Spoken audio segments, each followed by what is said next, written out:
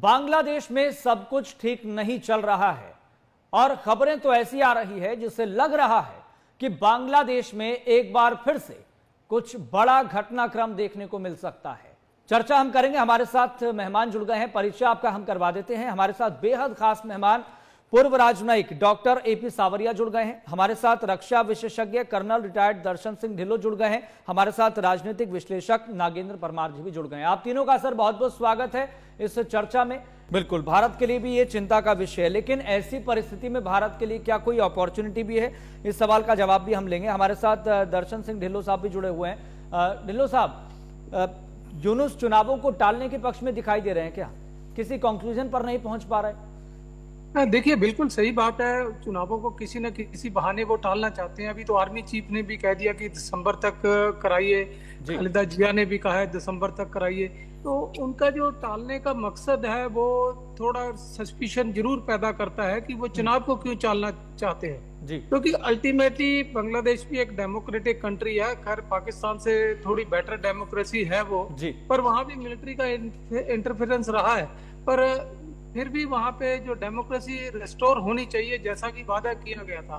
पर अगर डेमोक्रेसी को रोका जाता है और इलेक्शन नहीं कराए जाते हैं, निश्चित ही एक चिंता की बात है, खासकर भारत के लिए, क्योंकि भारत नहीं चाहेगा कि हमारे पड़ोस में एक ऐसा मुल्क और हो जिसमें मिलिट्री का शासन हो, जहाँ टर्मोइल हो, जहाँ आपस में सिविल वॉर चल रही हो।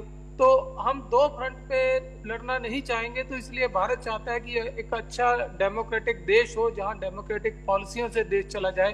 तो इसलिए जरूरी है कि हमको इस पे मॉनिटरिंग करनी चाहिए, देखते रहना चाहिए, और चाहे तो सपोर्ट भी करनी चाहिए कि वहां पे एक डेमोक्रेटिक गवर्नमेंट इंस्टॉल हो। लेकिन सर, आपको लग रहा है कि बिना चुने यूनुस को कुर्सी बहुत पसंद आ गई है? ये भी एक वजह हो सकती है क्या? देखिए, सत्ता का नशा होता है। ये शुरू में जो भी कहता है कि मैं निष्पक्ष चुनाव कराऊंगा, इवन की जनरल हक भी बैठे थे और जनरल जिया भी बैठे हैं, जब बैठते हैं तो कि मैं कंट्री को सुधार दूंगा, मैं खुद सुधार दूंगा। पर एक बार कुर्सी पे बैठे तो सत्ता का नशा चढ़ जाता है, उसके बाद सुधार पीछे रह जाते हैं और वो नशा नहीं उतरता। कोई भी आदमी पावर छोड़ना नहीं चाहता, क्योंकि डिक्टेटरशिप और डेमोक्रेसी में यही फर्क है।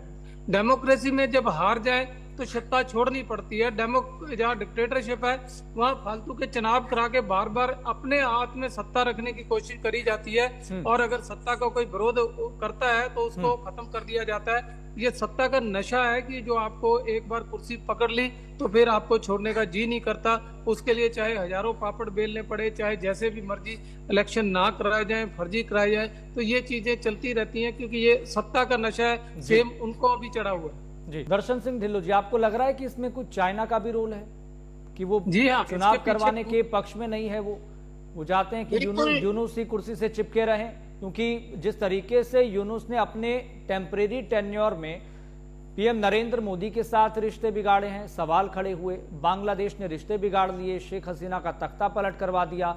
फिर मुद्दा यह भी उठता है कि वहां पर हिंदुओं का संरक्षण यूनुस नहीं कर पा रहे हैं। इसको लेकर पीएम नरेंद्र मोदी ने खुद यूनुस को आमने सामने बात कह दी थी।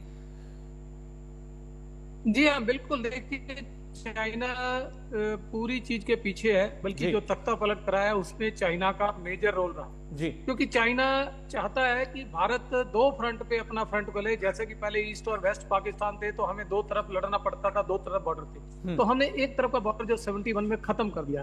तो अब चाइना वही चीज चाहता है कि जो बांग्लादेश है वो पाकिस्तान समर्थक हो जाए, जैसे अभी पीछे ऑप सिंदूर हुआ था, कि अगर वो दूसरी तरफ से भी रिएक्शन बांग्लादेश की साइड से ऐसा शुरू हो जाए तो भारत की सेनाएं भी बटेंगी, रिसोर्सेज भी बटेंगी और भारत को दो फ्रंट पे लड़ना पड़ेगा। बिल्कुल दर्शन सिंह ढिल्लों जी, आपको याद भी होगा, ढिल्लों साहब आप अपनी बात कंटिन्यू कीजिएगा, लेकिन मैं आपको इंटरवीन कर रहा हूं। आपको याद भी होगा जब हम डिस्कशन कर रहे थे, भारत पाक के बीच में टेंस माहौल था काफी ज्यादा।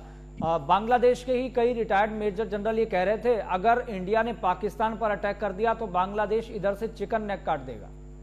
हाँ बिल्कुल, उन्होंने धमकियां दी हैं इस बात की, क्योंकि वो चाहते थे कि देखो दो फ्रंट पे भारत शुरू हो जाए और भारत को एक, अगर वो ना भी घुसे ना भी लड़ाई करें, पर अगर रिलेशन अच्छे नहीं होंगे, ऐसी धमकियां आएंगी तो भारत ईस्टर्न सेक्टर का बॉर्डर खुला नहीं छोड़ सकता, क्योंकि बांग्लादेश के तीन तरफ जो है भारत का बॉर्डर है। तो बहुत बड़ी तादाद में हमें ट्रुप्स लगाने पड़ेंगे वहां एज ए सेफ्टी।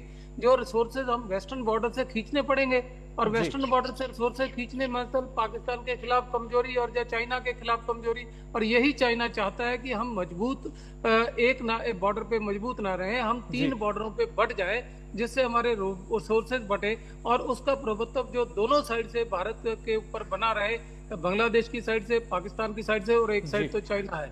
तो 3 तरफ से जो चाइना द्वारा भारत को घेरा जाए, ये पूरी चाइना की well plan of thought of plan है।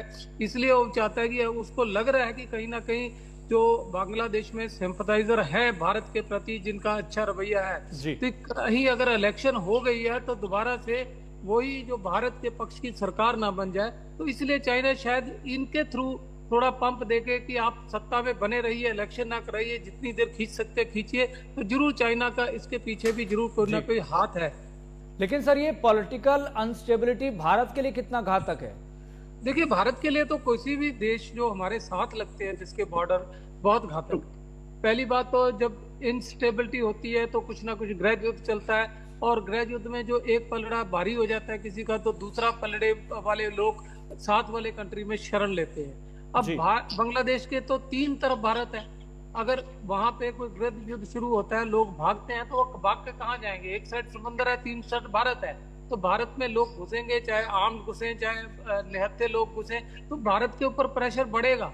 तो इसलिए भारत को तो सिचुएशन को बहुत सहजता से देखना चाहिए और निपटना चाहिए, ताकि वहां पे इस तरह के हालात ना आ जाए कि गृह युद्ध हो जाए, आपस में लोग मार काट चले, जीना मुश्किल हो जाए, लोग कंट्री छोड़ के भागेंगे, वो मुसीबत हमारे गले पड़ेगी 71 की तरह। ऐसे ही लोग उस टाइम भाग के हमारे इंडिया में घुसे थे।